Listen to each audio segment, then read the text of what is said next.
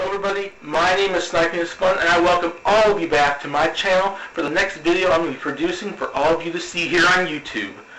It's not going to just be one singular video, but a series of videos. I am going to be doing my own 25th anniversary retrospective of a video game franchise that I hold dear to my heart, and I have been wanting to see a continuation of and wanting to see a new game of for years. And even without this title, you probably all know, without the title of this video, you probably all know what series I'm talking about, but I'm going to say it anyways, because I want to introduce this series that I truly feel deserves to be honored in its anniversary year to 2015, its 25th anniversary, and that series is F-Zero, the futuristic racing series that started back on the Super Famicom, the Super Nintendo, by Nintendo, and has had at least as many games as it's had since its inception, and a series that I feel deserves to have more. So I'm going to celebrate. I'm going to be talking about every single entry in the series, regardless if we got the game or not, and every single appearance that series has had since 1990. And what better way to start talking about this franchise than with its original game, the original F-Zero on the Super Nintendo. I hope you guys all enjoy it. You got boost power! The original F-Zero was a launch title on the Super Famicom back on November 21st, 1990, and was also a launch title a year later on August 23rd, 1991 in North America for the Super Nintendo. It was later released in Europe on June 4th, 1992. As a launch title for the Super Famicom Super Nintendo, it was created with the use of Mode 7, a graphics engine that basically was used to simulate the idea of 3D with multiple directional images. Essentially, it was a game that was not 3D, but was created using a graphics mode that essentially made the game look 3D through different directional imagery that was created in 2D. So whenever the image is turned, it appeared as a 3D-esque type game, when in fact it really wasn't. The original F-Zero came with 4 racers, those being Captain Falcon, Dr. Stewart, Samurai Goro, and Pico, and 15 racetracks, which were split between 3 different leagues: Knight, Queen, and King. Knight being the easiest, Queen being the medium cup, and King being the hardest. There were difficulty levels going into the Grand Prix mode that were essentially beginner, standard, expert, and master. And outside of Grand Prix mode, there was also a practice mode, which allowed players the ability to pick the racer they wanted, the racetrack they wanted, and practice the racetrack, try to gain skills, try to master the course, try to practice, so when they go in the Grand Prix mode, they are better at the track, and also to try to beat their best time, of which setting a time in the game on practice mode allows them to set up records, which was basically essentially a way to allow the player to look at their fastest times on the track, compare themselves to their friends and their family, and compete to see who could pretty much get the best time on stages such as Big Blue and Mute City, Sand Ocean, or Silence.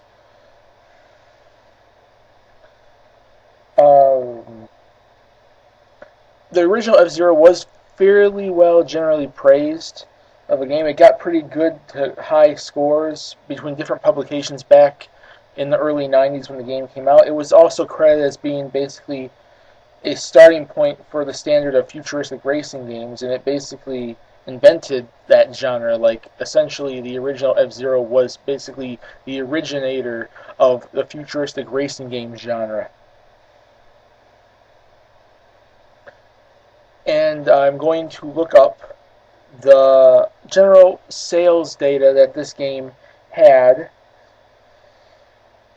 and it's just a quick little look over the internet. And the original F-Zero on the Super Nintendo, Super Famicom basically sold about 1 million copies worldwide. It's for a launch title for the Super Famicom, Super Nintendo, and for basically a launch of a franchise, the first game in the franchise, basically at that time, F-Zero being a new IP, it sold pretty well. I would assume because of the new concept of like futuristic racing and the introduction of like Mode 7 and also it being a launch title.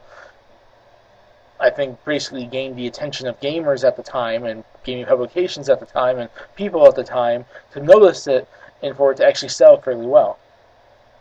Now, I'm going to go, and I'm usually going to end these videos off with my general thoughts on these games and my thoughts overall of each game I'm going to be talking about in this F-Zero 25th Anniversary Grand Prix series. F-Zero 25th Anniversary Retrospective Series. First and foremost, like I said, F-Zero was one of the first games I really ever actually played when I got into gaming. When I got back into gaming in the early 90s with the Game Boy and the Super Nintendo, one of the first games I played was the original F-Zero. I played that game a lot. That was one of my favorite games on the Super Nintendo. So for me, it's actually one of the most nostalgic games for me because I've actually been playing it since I was young. And I loved it. I loved the music for each stage. The music in this game was pretty much badass, really. Really awesome music. The track design was pretty cool. Seeing Mode 7 back then, when, you know, this was before, like, 3D gaming really got into effect into the later 90s. Even though it wasn't really 3D, it was like pseudo 3D. It was actually kind of cool to play a game that looked like it. The art style looked cool. The futuristic racing elements looked cool. The racetracks, the music was epic. And it was pretty epically awesome, actually. I mean, the game was limited, but it was mostly a test run on the Super Nintendo, Super Famicom to test Mode 7 and to see how well that new feature that they could not include on the original Nintendo, this new feature that they could include in the Super Nintendo, Super Famicom, this new technology that Nintendo was capable of using, was actually kind of interesting, and it was pretty much a test game. That's the reason why the only modes in the game are Grand Prix and Practice. There was no two-player in the game. This original game was straight up one-player, and that's all that you basically had. You basically, if you wanted a two-player mode, really, you basically would just test each other out, see who get their fastest racing times, and put them in the record book in the game. That's about it. But for me, though, like I said, it's a big nostalgic game for me. It shaped the introduction of my gaming time in, you know, the gaming world, the gaming space, basically. It was one of the first games I got on the Super Nintendo, alongside like Sunset Riders, Mario All Stars, Mario World, you know, Zombies Ate My Neighbors and whatnot. Street Fighter 2. It was a game that introduced me to gaming, and I loved it a lot. And that's basically it for the first episode of the F-Zero 25th Anniversary Retrospective Series. We talked about the original F-Zero. In the next episode, we're going to be jumping over to games that you may not have actually known about. Those being BS F-Zero Grand Prix 1 and 2, which were essentially Japanese download type games, like kind of like what Sega was doing back in the day when they allowed you to download games like the Wily Wars and whatnot. I'm going to be talking about that next. My name is Sniper Son. Hope you guys loved this video. Stay tuned for future F-Zero 25th Anniversary Retrospective episodes. And that's about it. Have a nice day. Peace. Please subscribe if you want to, and have a lovely day.